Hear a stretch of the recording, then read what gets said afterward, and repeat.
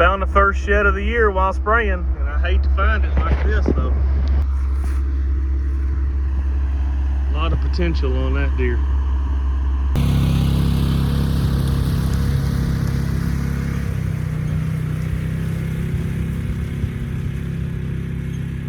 I know spraying's not the most fun chore to do, but we have to do that so that we can do this, which is planting, which is a lot of fun, and then we get to see our crops grow, which is a really good thing.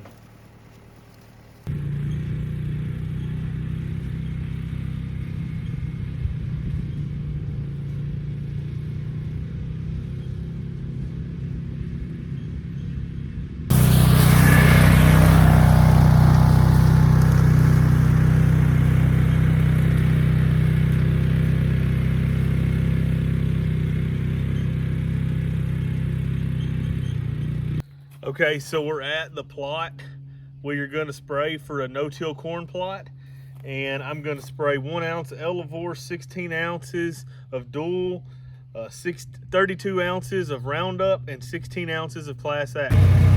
We've got a lot of ground to spray, several acres, and we're not going to get it all done as the wind is picking up more and more as we go along.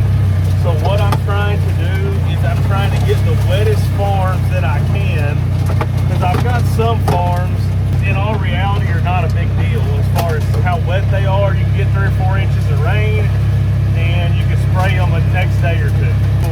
Trying my best to get these wetter natured farms. Really watching for deer sheds in this field. This grass is already getting tall, and I'm sure there's some sheds out here somewhere, and I'm trying not to find one with a Ranger tire. This was actually conventional till corn, so we actually had to take this back. This was just kind of overgrown, wasn't being used for anything. We fertilized the heck out of it, and we went in here and made an excellent plot. Oh my, that hurt. Am I bleeding out there? Not yet. Golly, that limbed smack right in the face. Nice. Okay, so I've sprayed 2 tankfuls. I haven't lost any pressure yet, but I know it's coming.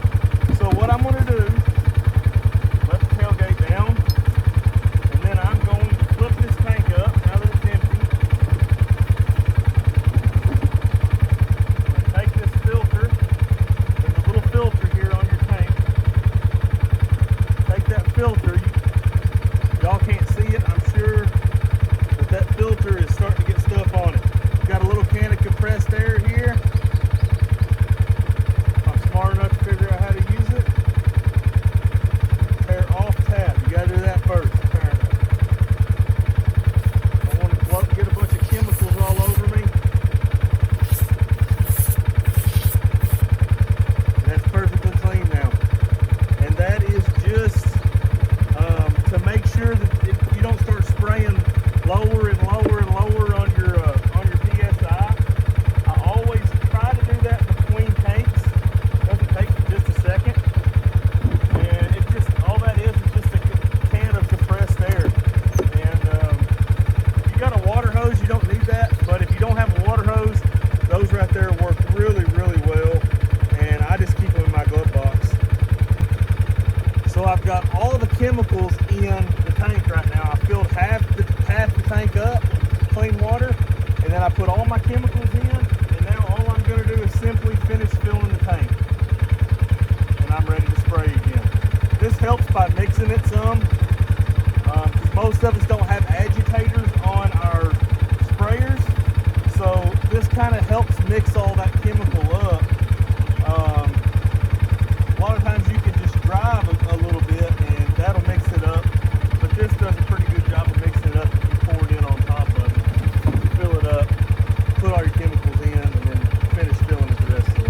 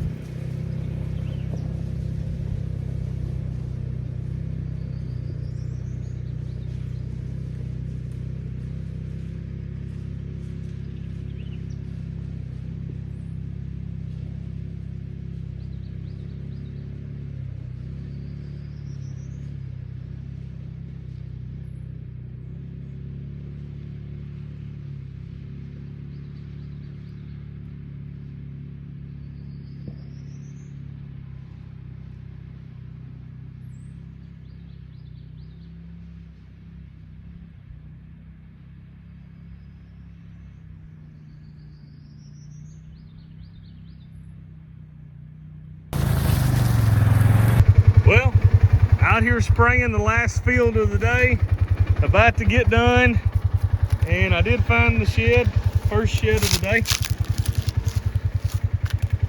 Let me zoom out. Not anything super impressive, but tickled to death to have it. And also, dang it, another flat tire.